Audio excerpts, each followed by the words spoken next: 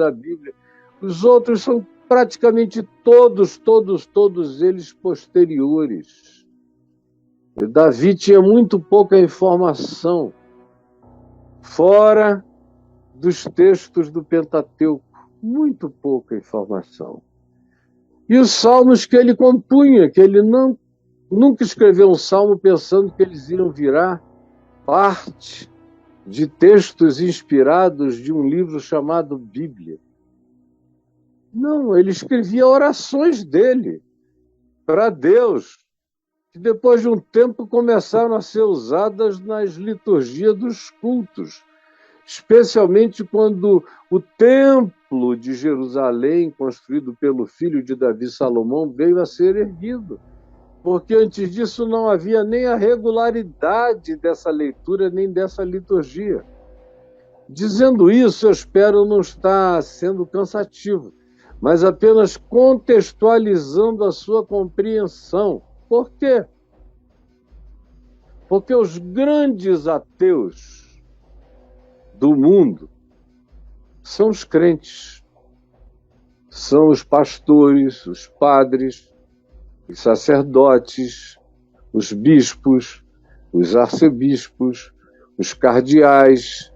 Alguns dos maiores ateus da história do cristianismo, do quarto século para cá, foram papas sem nenhum temor do Senhor, assassinos, perversos, mentirosos, como a gente vê nos dias de hoje.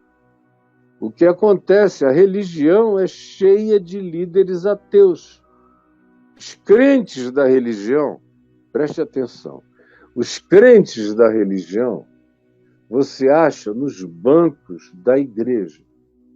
O povo simples, o povo pobre, o povo crédulo, o povo que aceita tudo que a ele é dito.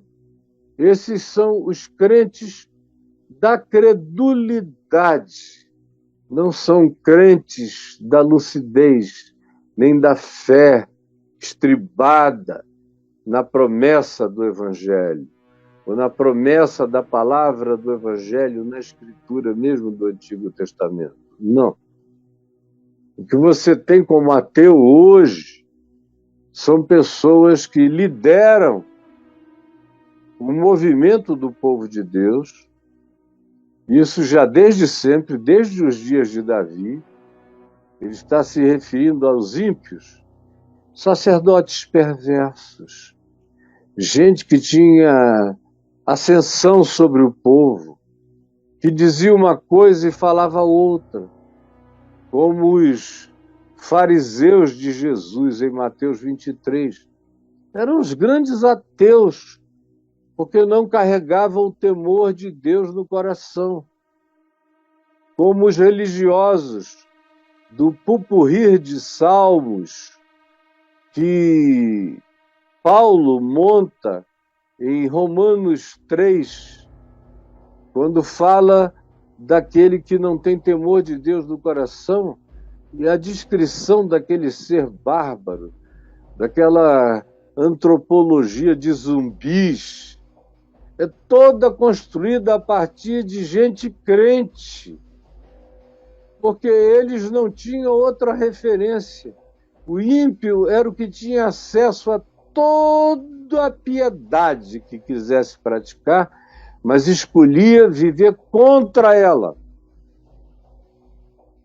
É diferente do ateu europeu do século XVI para cá, ou do ateu europeu de hoje, ou norte-americano de hoje, ou qualquer outra coisa assim. Porque a grande maioria dos ateus não são esses. Esses são uma minoria acadêmica universitária, ou gente traumatizada, machucada pela religião.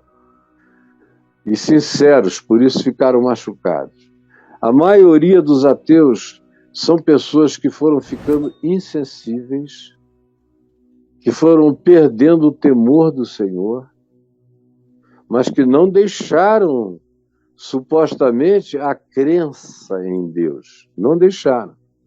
Eles carregam Bíblias, eles confessam doutrinas, eles são os mestres do povo, Por isso Jesus disse: façam o que eles dizem, mas não façam o que eles fazem. Porque o ateísmo deles é prático, não é confessional. Do ponto de vista confessional, eles falam coisas bonitinhas, fofinhas sobre Deus. Mas do ponto de vista prático, eles são a negação mais perversa, mais incrustada, mais empedrada, mais implacável, mais impenetrável, mais impermeável, mais dura. São os ateus dos ateus.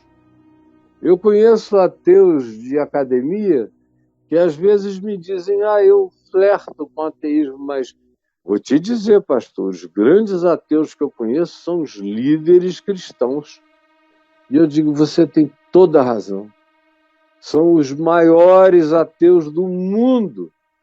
São esses que andam com Bíblia, que conhecem teologia, que obrigam doutrinas, que impingem comportamentos, que disciplinam os equivocados, que proíbem as pessoas de exercerem autoridade em nome de Deus, proíbem as mulheres, proíbem os que têm atitude ou comportamento de natureza sexual distinta, embora sejam pessoas limpas, puras, honestas, sinceras e não promíscuas, verdadeiras nos seus sentimentos e emoções, mas são essas que são exiladas pelos ateus clericais, pelos ateus sacerdotais, pelos ateus pastorais, pelos ateus episcopais,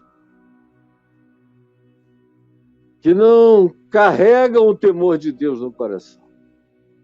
Eu conheço líderes que vivem com Bíblia e defecando regras, um piripiri de regras e mais regras sobre o povo, mas eles mesmos não têm nenhum temor de Deus no coração. São os que se corrompem, que se apropriam indebitamente, que mentem em nome de Deus para tomar dinheiro, que enganam a credulidade do próximo, que incitam e estimulam doações dos fracos mentais para eles próprios serem os herdeiros. São os que vendem almas, vendem votos para ganharem fortunas ou privilégios impensáveis, enchem a terra. A grande multidão de ateus são crentes, como eram para Davi. Esses impiedosos, porque podiam ser piedosos, mas não eram.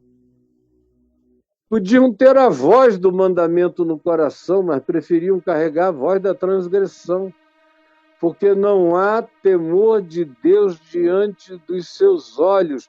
Eles tratam a Deus como se eles tivessem um lugar para se ocultar de Deus, como se Deus não os visse, não os enxergasse. E se os visse, os enxergasse, não estava nem aí para a prática deles, porque Deus se sentia compensado pelos serviços que eles prestavam, enganando uma legião de crédulos que diziam crer em Deus por causa da mentira dos ateus, da hipocrisia deles. Porque a transgressão os lisonjeia, ou seja, quando eles praticavam uma transgressão, eles ficavam com tesão. Tem gente que tem tesão de transgressão. Quanto mais o cara transgride, mais tesão, mais vontade de transgredir. Mais eriçado, mais doido. É tesão. E não é tesão só de natureza sexual, mas é tesão pela corrupção, é tesão pela mentira, é tesão pelo engano, é tesão pela disfarçatez, é tesão na máscara, no mascaramento da hipocrisia, É tesão. E eu conheço pessoas que, quanto mais conseguem exercitar o poder de enganar, também com mais tesão erótico ficam. Eu já ouvi gente dizendo: eu tive uma semana tão bem sucedida, e quando você ia saber o que aconteceu na semana deles, é porque eles conseguiram roubar muito. E a conclusão é: eu tive uma semana tão bem sucedida que eu estou sentindo uma pressão no ventre de um tesão, preciso comer alguém. Autoridades religiosas, gente que você não pode nem conceber, que são os que leem os salmos para você, que dizem mensagenzinhas decoradas para te enganar.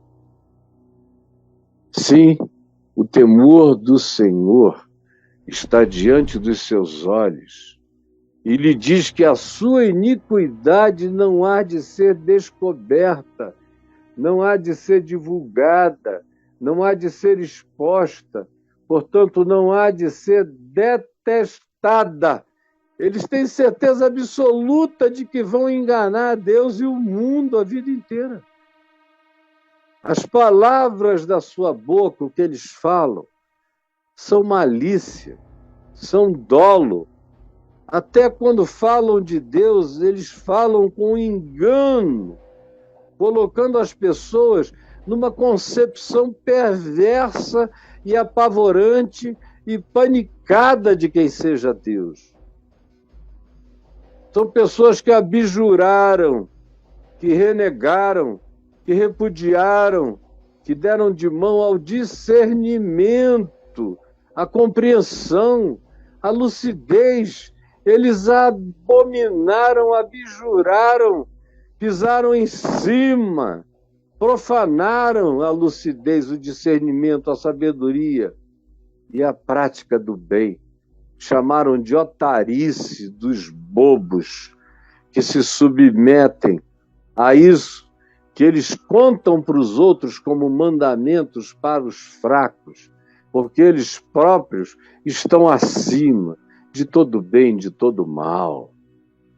No seu leito, quando dormem, na hora que deitam, eles não buscam a paz, eles continuam maquinando, imaginando quem eles querem pegar, o que eles querem ter, o que eles querem possuir, como eles vão enganar, que estratégias vão usar, que cascas de banana vão lançar, que proposições vão trazer. Porque no leito eles maquinam, são seus pensamentos de perversidade. Eles se detêm em caminhos onde não há nada bom. E eles não se desapegam do mal. O mal vai se tornando algo atávico a eles, uma extensão, um membro enxertado. Eles vão virando seres de muitos membros acrescentados, de poderes agregados para a prática do mal, porque eles não se desapegam da maldade. É apego, é prazer, como eu disse, é tesão. E ele descreve o ateu dele, de Davi, dos dias dele, do tabernáculo, do templo, do culto, dos cânticos, das orações. Esses são os ateus que saíam para adulterar, para se prostituir, para se corromper, para cobrar esmolas, para explorar a fragilidade mental dos crédulos, enriquecerem-se em cima deles e se tornarem gordos, nédios, glutões, poderosos. São os ateus de Davi. E que são os meus ateus. São os seus ateus. Os ateus com os quais você convive.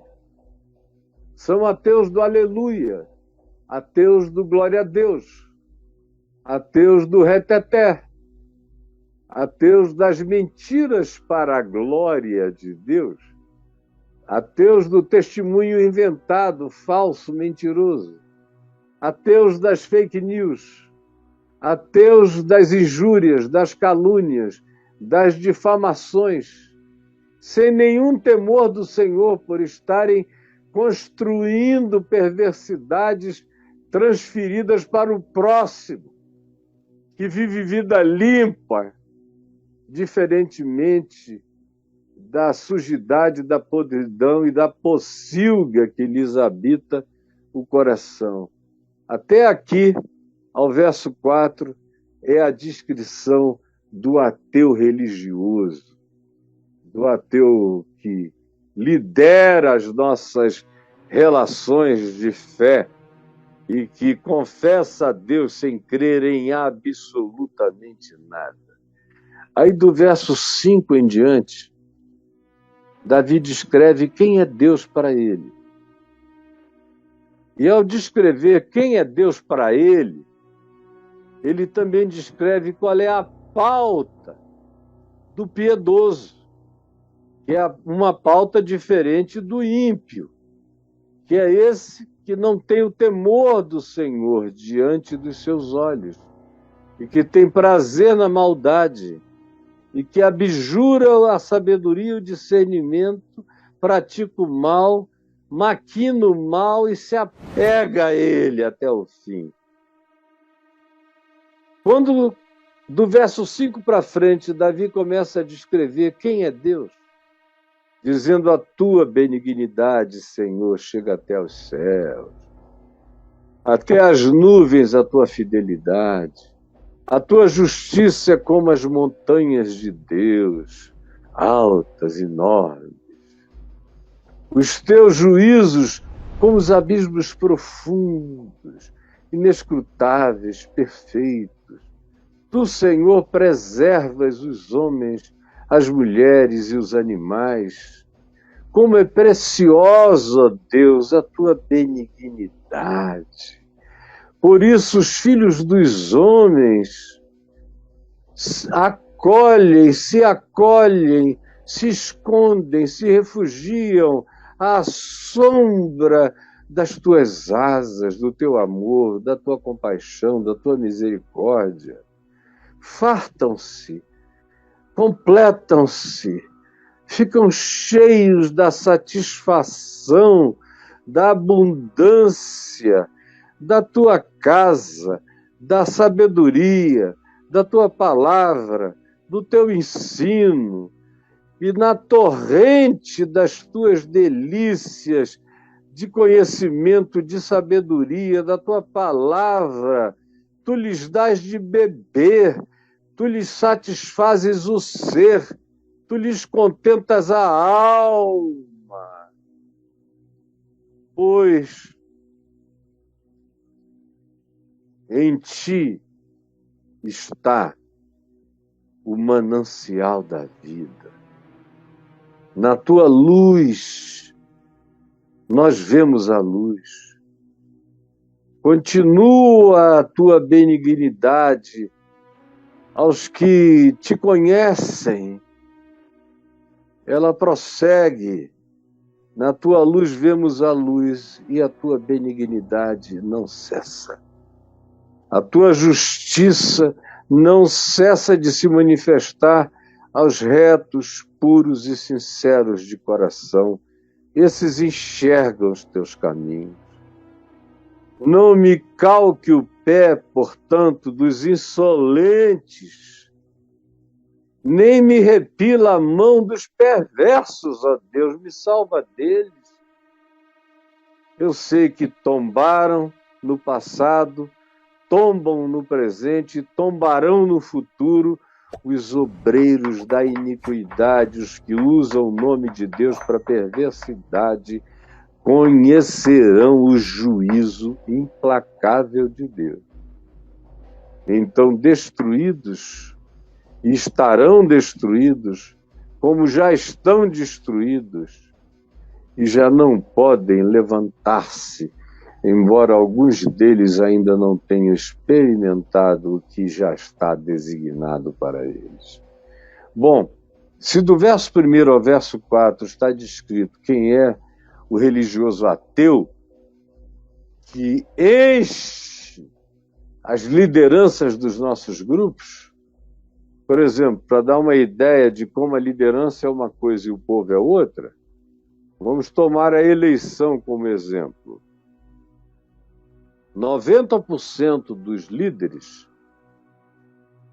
dos ateus de liderança religiosa, votam na arminha, votam na proposta de iniquidade, alegram-se com a falta de empatia, de solidariedade, creem que é possível transformar vidas humanas por imposições legais e pautas obrigatórias de costumes.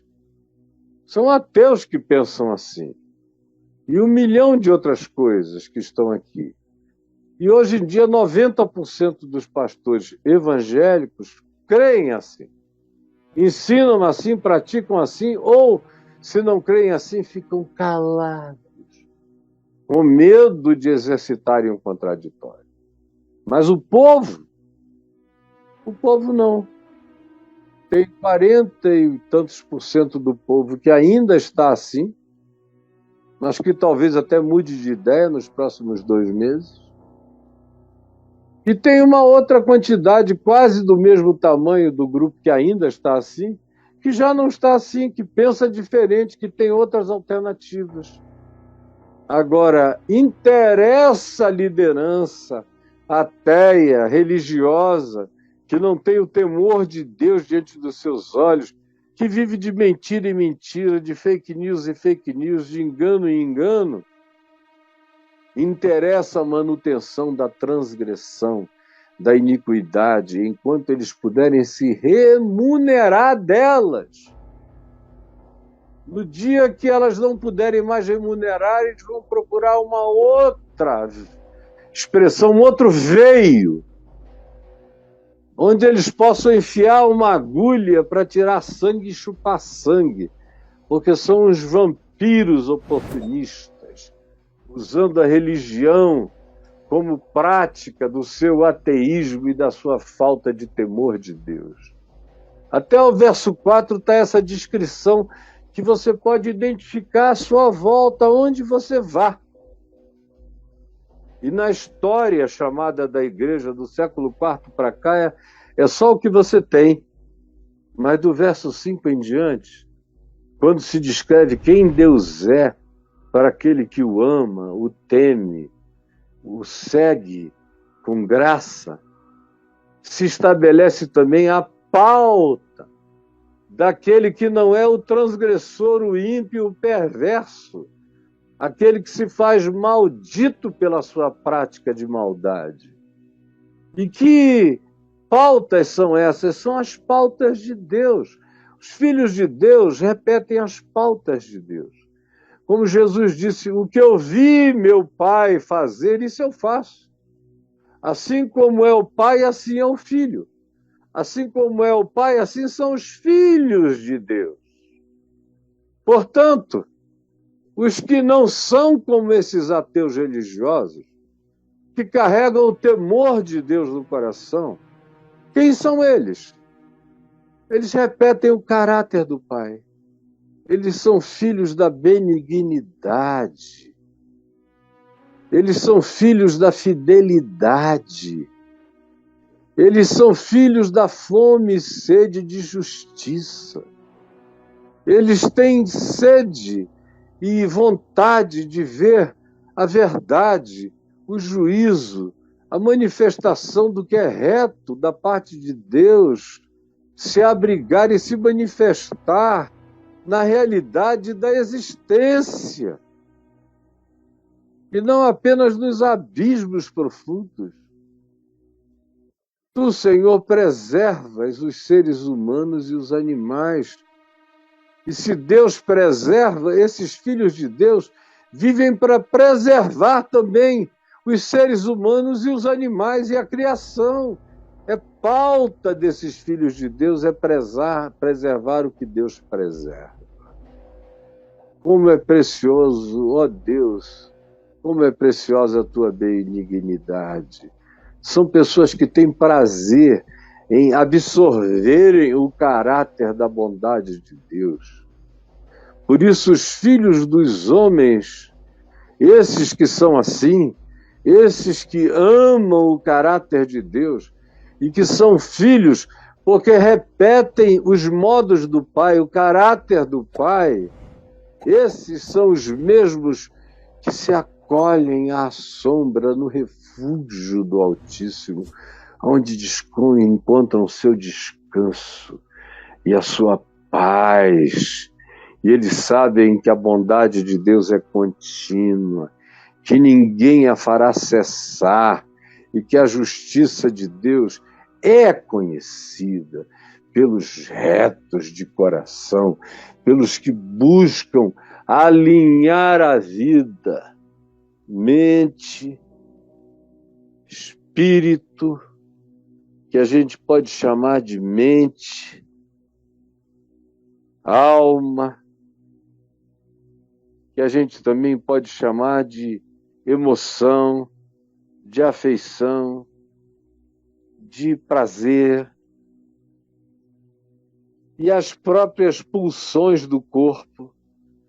Tudo isso vai se alinhando, vai criando uma coerência, os vasos vão se comunicando em continuidade.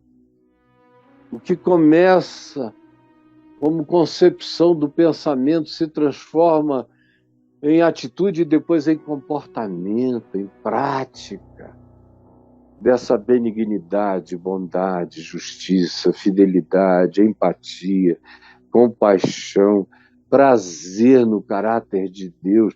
É isso que tem que habitar o meu coração.